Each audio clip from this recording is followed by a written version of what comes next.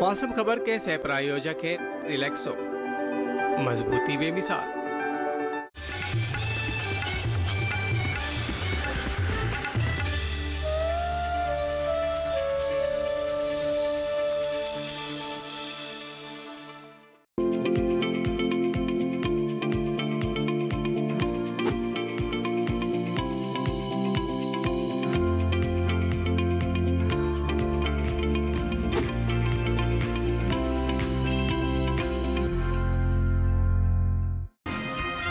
बिहार में 2 दिन ज्यादातर जगह बारिश का अनुमान।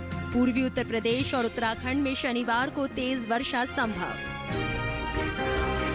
तटीय इलाकों में 65 किलोमीटर प्रति घंटे की रफ्तार से हवाएं चलने की संभावना। राजस्थान और मध्य प्रदेश में कहीं कहीं चलेंगी तेज हवाएं।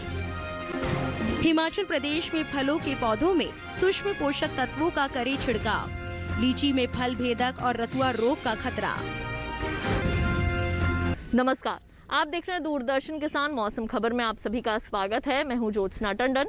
मौसम खबर में जानेंगे कहां होगी बरसात, कहां रहेगा मौसम साफ, कैसे रहेगी तापमान की स्थिति, साथ ही किसानों के लिए कृषि सलाह भी। शुरुआत करते हैं आज की बड़ी खबरों के साथ। पूर्वी उत्तर प्रदेश में 2 दिन कुछ जगह बहुत तेज बारिश का अनुमान। पश्चिमी उत्तर प्रदेश और उत्तराखंड में भी कहीं कहीं हो सकती है जोरदार बरसात। मध्य प्रदेश और बिहार के कुछ इलाकों में गरज के साथ मूसलाधार वर्षा संभव। झारखंड, उप हिमालय, पश्चिम बंगाल और सिक्किम में कुछ स्थानों पर होगी तेज बारिश।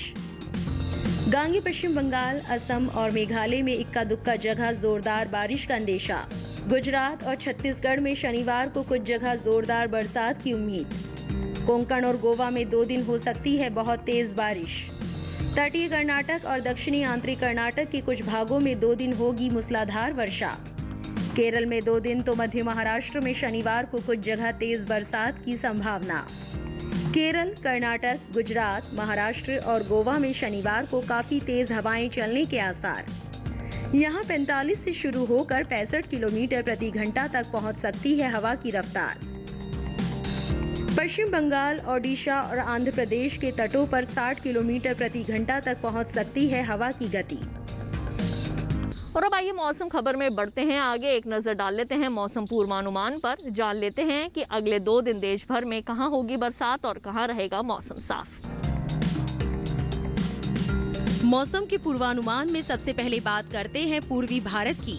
मौसम विभाग के मुताबिक बिहार में शनिवार को ज्यादातर जगह तो रविवार को कई जगह बारिश का अनुमान है।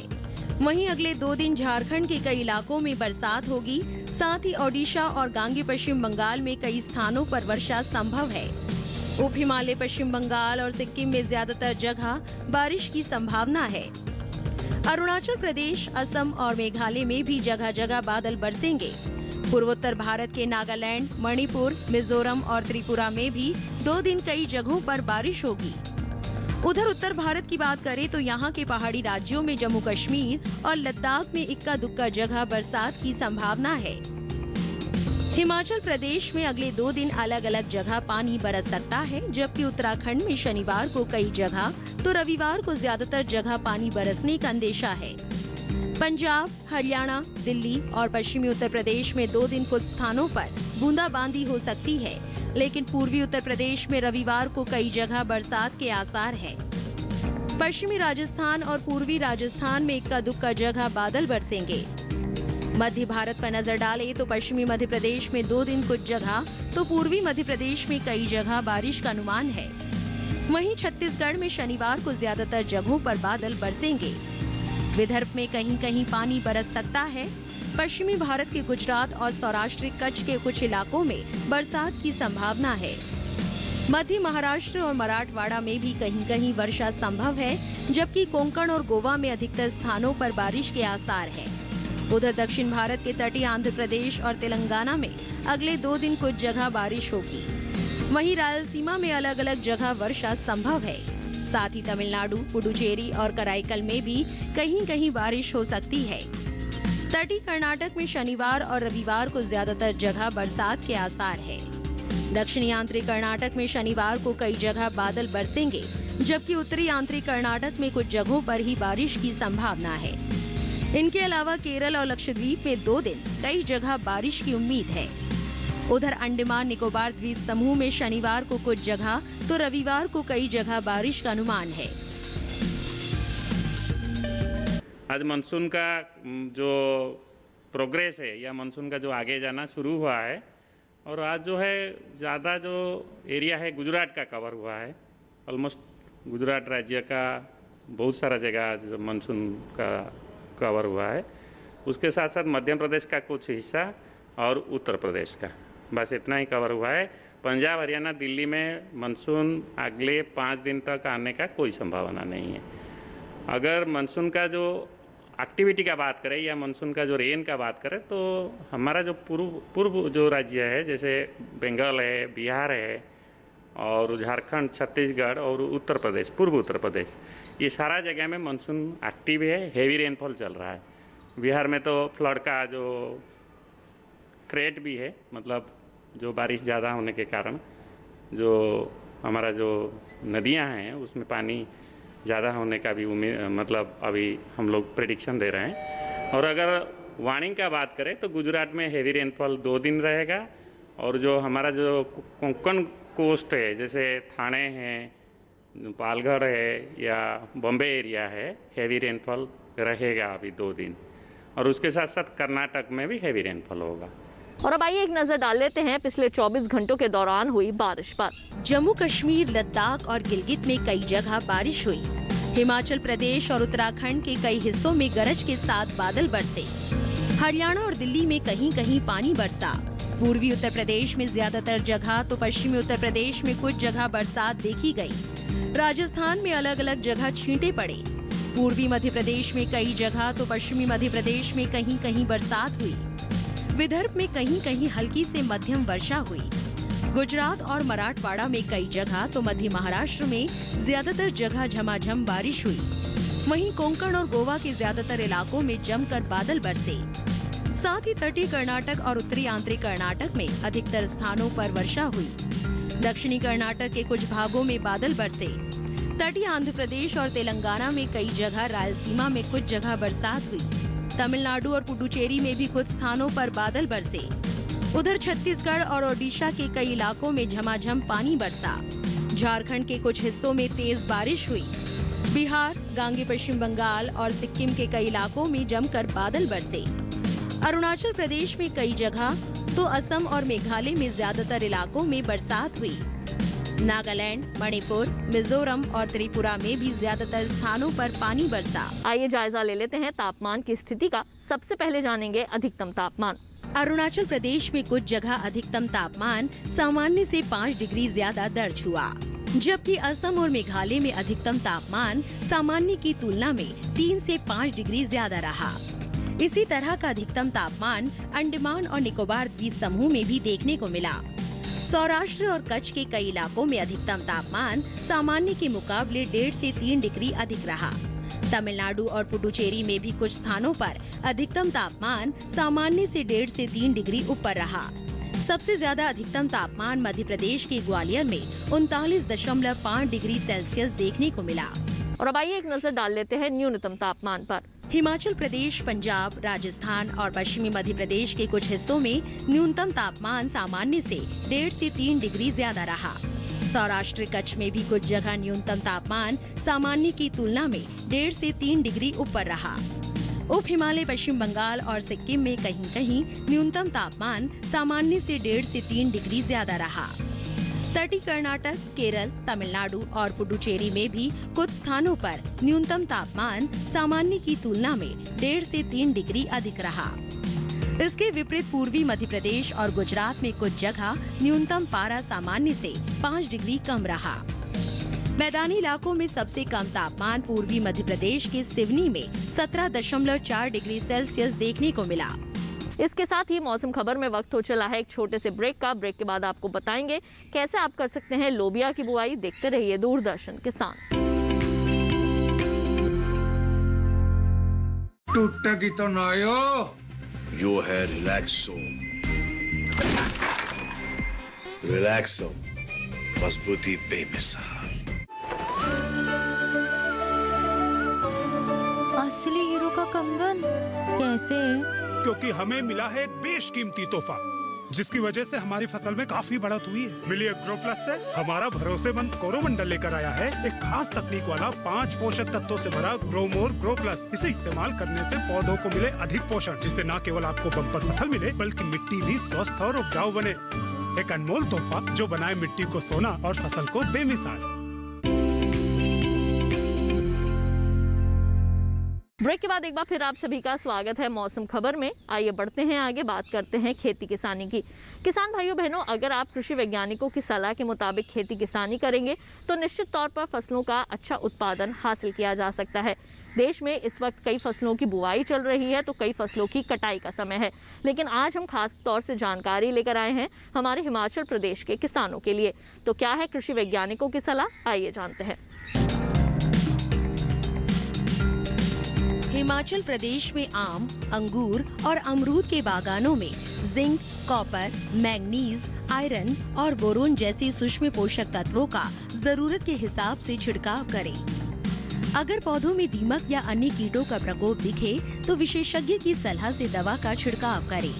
इस समय आम के पौधों पर खुदक या पतिंगा लगने की संभावना है। आम के पौधों में मिलीबग लगने का भी खतरा हो सकता है।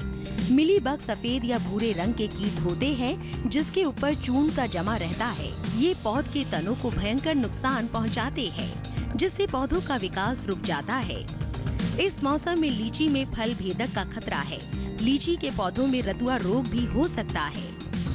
हिमाचल प्रदेश में खरीफ की फसल की बुआई के लिए खेतों की जुताई करें। बुआई से कुछ दिन पहले जुताई करने से मिट्टी में मौजूद कीट के अंडे नष्ट हो जाते हैं।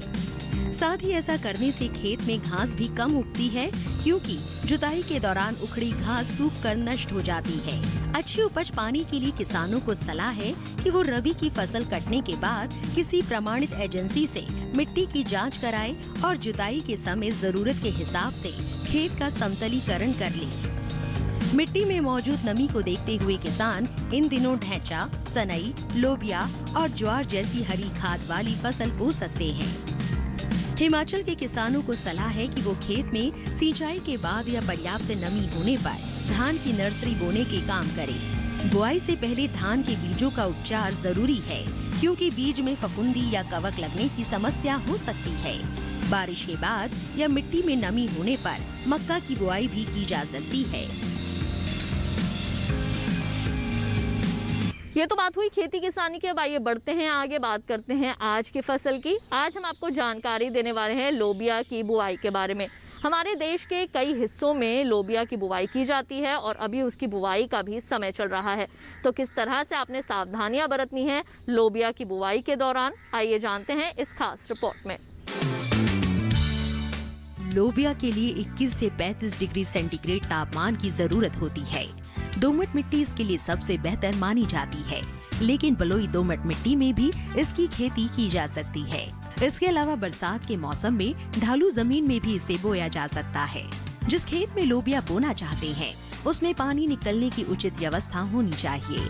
1 हेक्टेयर में कितना बीज डालना है ये इस बात पर निर्भर है कि आप किस मकसद से इसे बो रहे हैं। फलियों के लिए 20 से 25 किलो, दाने के लिए 30 से 35 किलो और हरे चारे के लिए 35 से 40 किलो बीज प्रति हेक्टेयर लगेगा। दाने और फलियों के लिए कतार में बीज बोए, जबकि हरी खाद के लिए बीज को खेतों में छिड़क दे। लोबिया के लिए 10 से 15 किलो नाइट्रोजन और 20 किलो फास्फोरस प्रति हेक्टेयर की दर से बुआई से पहले ही डाल दे। बुआई के 20 से 25 दिन बाद खेत की निराई गुड़ाई कर ले। ज्यादा खरपतवार उगने पर दोबारा निराई गुड़ाई करें। लोबिया में सूत्रकृमि और पीला रोग का खतरा रहता है। पीला रोग को मोजेक भी कहा जाता है। रोकथाम के लिए ग्रीष्मकालीन लोबिया में ज्वार की मिश्रित फसल ले। लोबिया में माहू और फली भेदक कीट का भी खतरा रहता है। फसलों में लगने वाले इन रोगों और कीटों से बचाव के लिए किसान विशेषज्ञों की सलाह से उचित दवाओं का छिड़काव करें।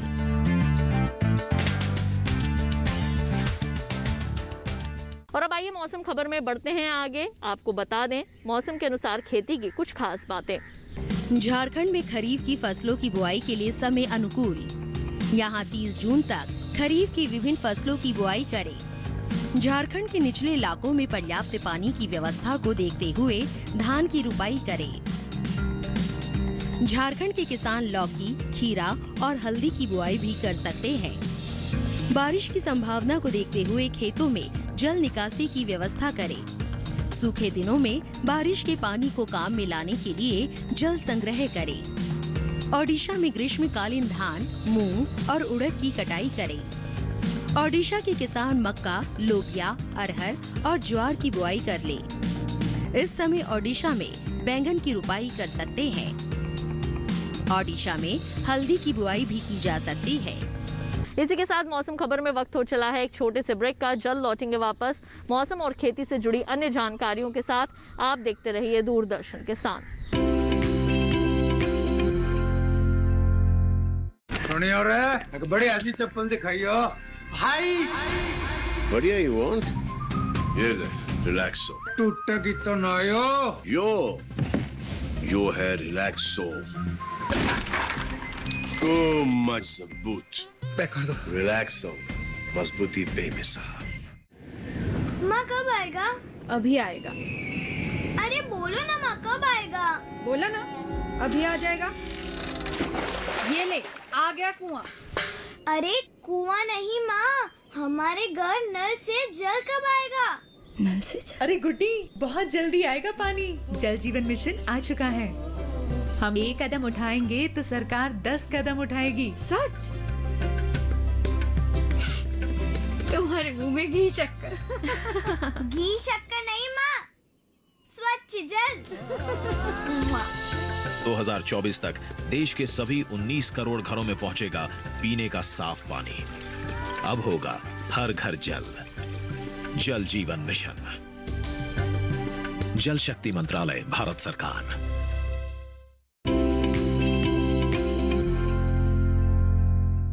ब्रेक के बाद एक बार फिर आप सभी का स्वागत है मौसम खबर में। आइए बढ़ते हैं आगे, आपको मौसम के लिहाज से खेती की कुछ और विशेष बातें बता दें। ये समय गन्ने की फसल में निराई और गुड़ाई करने का है। मेघालय में धान की नर्सरी तैयार कर ले। मेघालय में मक्के में निराई करते रहें। हल्दी, अदरक, मिर्च और बैंगन की फसल में निराई करें। मेघालय में अनानास की कटाई कर ले। इस समय किसान अमरूद और अन्य फलों की पौध लगा सकते हैं। असम में बुआई के लिए अच्छी उपज वाली उन्नत किस्म के बीज का प्रबंधन करें। असम में साली धान की बुआई के लिए खेत तैयार करें। असम में तैयार बोरो धान की कटाई कर ले। केले की नई पौध तैयार करने के लिए उसकी महीन जड़ें लगाएं। आइए एक बार फिर से नजर डाल लेते हैं मौसम की कुछ अहम झलकियों पर। पूर्वी उत्तर प्रदेश में 2 दिन कुछ जगह बहुत तेज बारिश का अनुमान। पश्चिमी उत्तर प्रदेश और उत्तराखंड में भी कहीं कहीं हो सकती है जोरदार बरसात।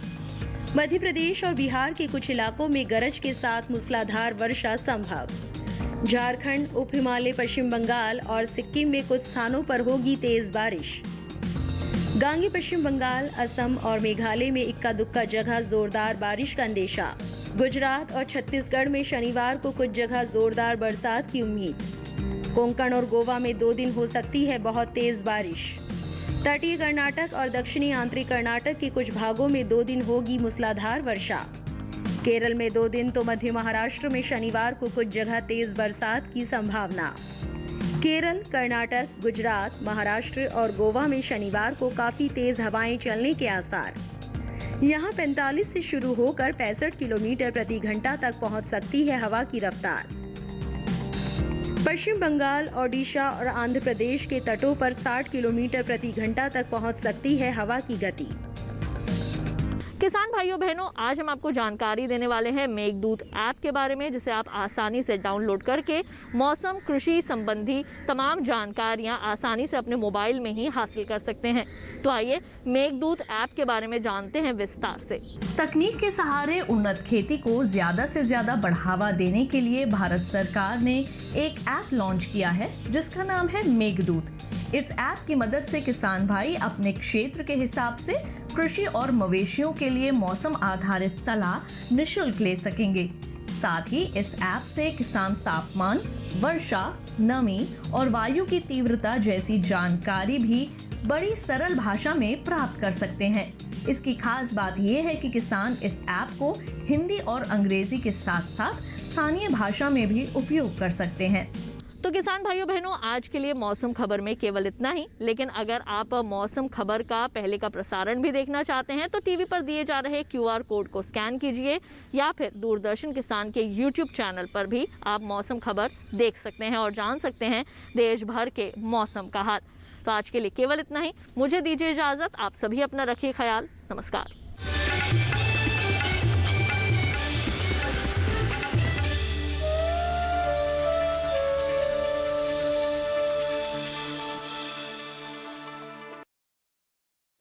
मौसम खबर के सह प्रायोजक थे रिलैक्सो, मजबूती पे मिसाल।